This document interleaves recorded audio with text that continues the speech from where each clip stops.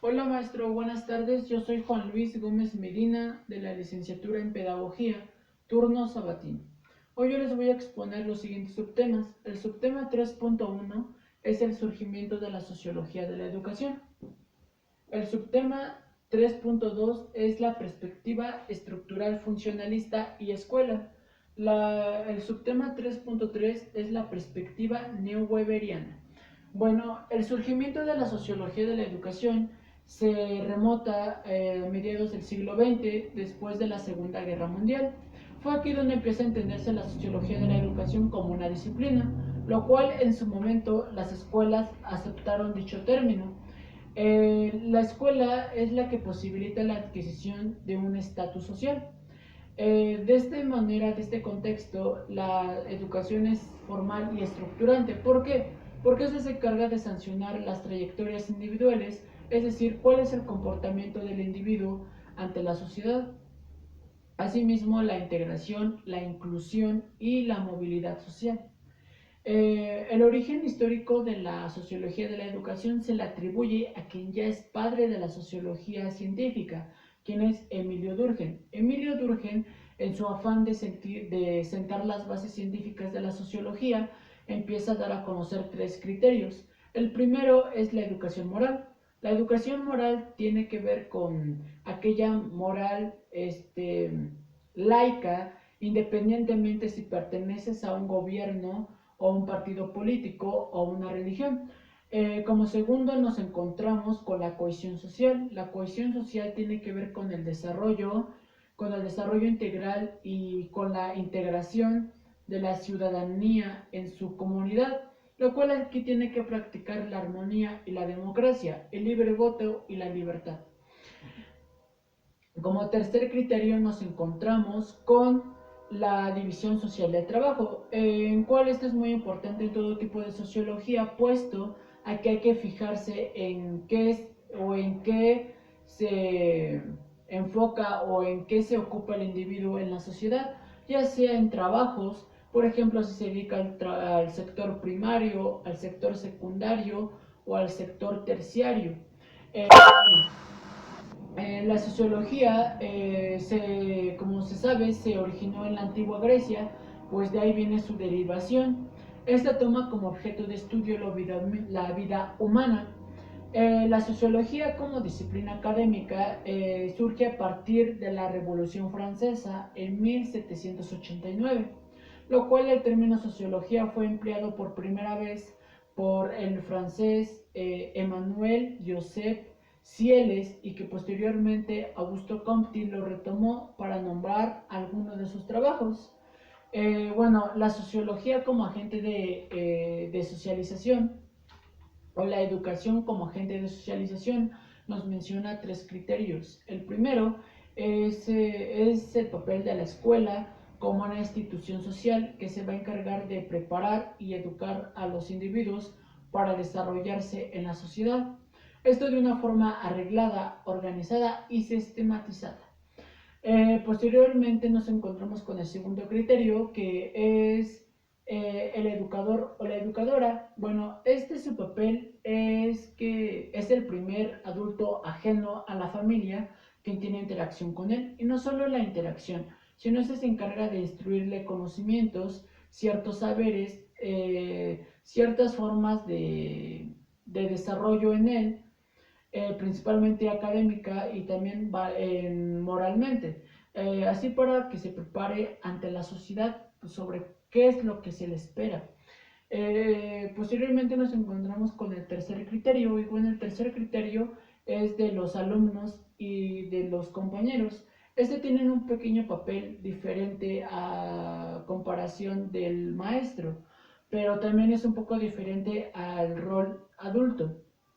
Puesto cualquier edad que esté en cualquier ser humano tiene derechos y obligaciones. En cuestión de que sean menores de edad, tienen un poco más derechos y un poquito menos obligaciones. Bueno, la sociología de la educación, ya cuando conocemos el surgimiento, la sociología de la educación se enfoca o se apoya de cuatro corrientes.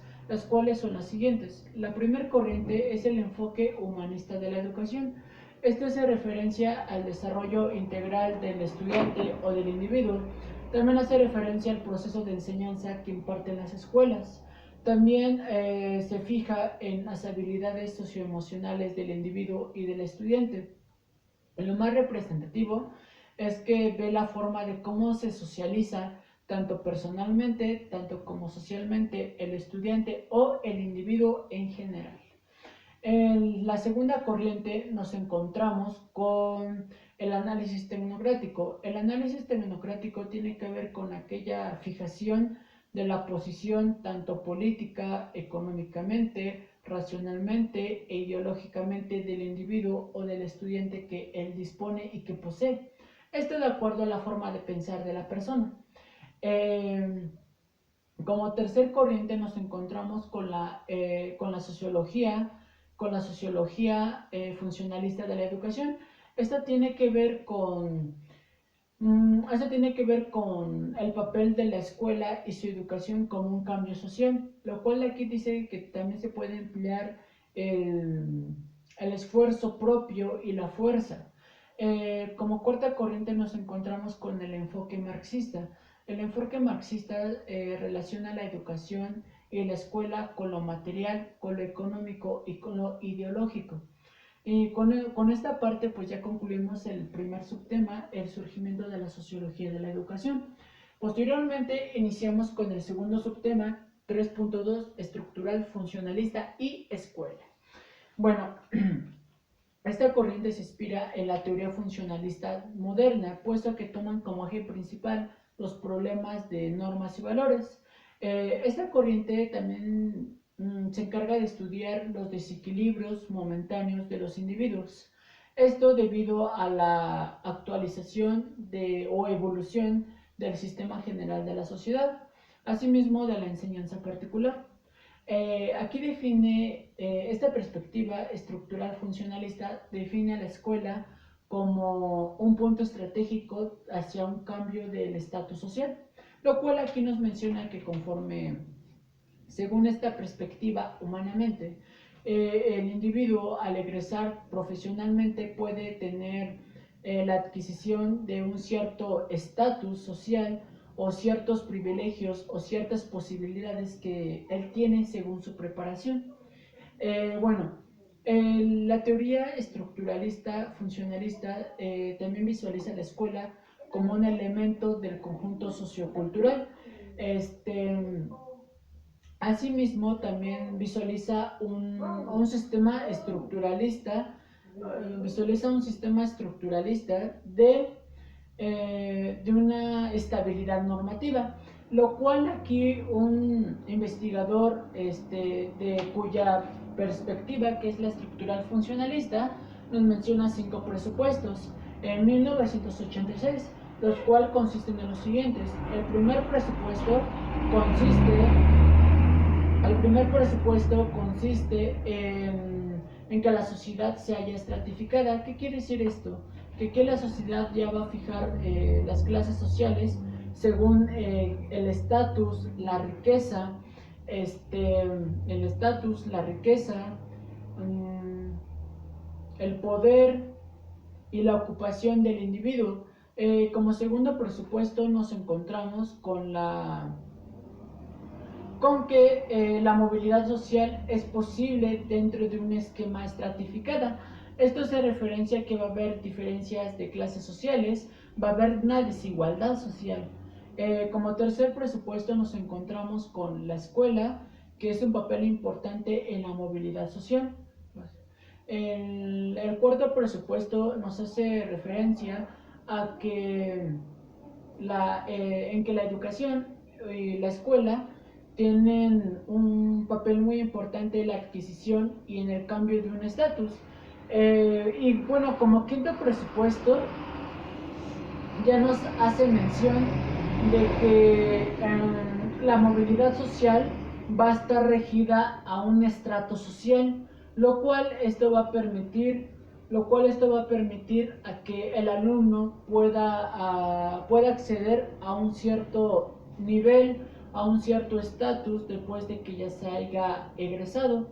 Y bueno, de hecho, de esta parte, la perspectiva estructural funcionalista también nos hace mención de que la escuela debe de hacer una evaluación diferencial de la clase, ya sea la clase social que pertenezca el individuo, o asimismo también va a discriminar, va a etiquetar a quienes disponen o no disponen de un cierto egresos, de un cierto nivel económico. Pero de hecho no, eso desde la parte negativa es eso, etiqueta, discrimina, fija,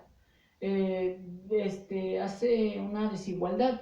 Pero no solo eso, sino también nos fomenta una aplicación positiva. Por ejemplo, dentro de la escuela, la estructural funcionalista nos dice que el maestro tiene ese rol de ser el mediador entre el ambiente y la educación del estudiante. No solo eso, sino también el maestro va a imponer ciertas normas, ciertos valores, ciertos criterios, lo cual también se encarga de instruirle ciertos conocimientos y ciertos valores para que el alumno aprenda a socializarse con los demás. Asimismo, también esta perspectiva incluye que el maestro también puede crear ciertos sistemas de recompensa. Por ejemplo, principalmente nos tocó ver en la primaria que los maestros hacían un arbolito y pegaban manzanitas y en ellas ponían a lo mejor alfileres, ponían estrellitas, entre otras cosas. Y esto era para las personas para los alumnos que mejor rendimiento o aprovechamiento escolar tenían o conforme entregaban sus trabajos, cosas así. Entonces el maestro se propone a realizar esto como tipo de incentivación para que el alumno pueda adquirir ciertas recompensas debido a su esfuerzo y su compromiso. Y bueno, por esta parte concluimos el segundo subtema, la perspectiva estructural funcionalista y la escuela. Y bueno, finalmente vamos a entrar con la perspectiva neo-weberiana, que es el subtema 3.3. Bueno, esta perspectiva fue implementada por el sociólogo alemán Max Weber. Max Weber se caracteriza por tener diferentes trabajos, como el primero, que es la teoría burocrática. Esta nos menciona que la burocracia es una manera eficaz de la organización. Posteriormente, Max Weber también hace un análisis sobre la acción social del individuo. Se encarga de estudiar el individuo, a que él denominaba como un agente o un actor. Bueno, la perspectiva neo-weberiana nos menciona que en la sociedad hay una lucha de clases sociales, lo cual la gente compite por tener a su lado la economía y la política. Asimismo, también pelean por ver quién tiene más dinero, por quién tiene más reconocimiento, por quién tiene más cosas, más poder. De esa parte es lo económico. De hecho, dentro de la parte educativa, la perspectiva neo-weberiana nos dice que la escuela se va a encargar de relacionarse con características personales, sin importar la raza, la edad, el sexo. Pero también se fija un poco en lo social, porque ellos también fijan a ver qué alumno tiene un cierto nivel de estatus, qué tanto dinero tiene, cuál es su nivel educativo. De hecho, por esa parte también hace como que etiqueta según a las personas. Bueno, bueno, dentro de esta mencionan una importancia de los títulos escolares. Por ejemplo, según la perspectiva neo-weberiana, los títulos escolares permiten acceder a un nivel de estatus superior. Por ejemplo, nosotros que somos estudiantes, si egresamos de la licenciatura, que posteriormente podemos hacer una maestría y un doctorado, según esta perspectiva, nosotros podemos acceder a un mejor empleo o relacionarse con personas superiores humanamente. Ajá, entonces aquí destacan también otro autor, quien es Randall Collins, quien es un sociólogo investigador que se enfoca en esta perspectiva neo-weberiana, y este nos dice que los estatus sociales están conformados por las comunidades interesantes, puesto a que estas son consideradas como un nivel básico de la sociedad. Bueno, dentro de esto también él nos dice, Randall Collins, se enfoca también un poquito en la teoría marxista, ya que él dice que el ser humano se hace de dinero, se hace de poder conforme a los modos de producción, que es el modo primitivo, el asiático o feudal, el esclavista, el modo de producción capitalista y el socialista. En eso, la perspectiva neoweberiana se relaciona un poco con el materialismo histórico y con el marxismo. Bueno, según Max Weber, él nos dice que el individuo también se hace ahora sí que tiene lo que tiene debido a su ocupación. Por ejemplo, no podemos comparar el salario de un político a lo de un mecánico o un albañil. Pues hay que tener en cuenta que el que tú seas albañil o tengas un oficio no quiere decir que no puedas lograr ciertos privilegios, no puedes lograr ciertas metas que te propongas, pero en sí también como que se relaciona en eso, en que si tú tienes cierto profesionalismo, cierto grado de estudios, pues vas a tener una mejor calidad de vida a comparación de los que no tienen cierto nivel de estudios. Y esto hace referencia a la perspectiva neoweberiana. Y bueno, y con este tema ya concluimos esta exposición.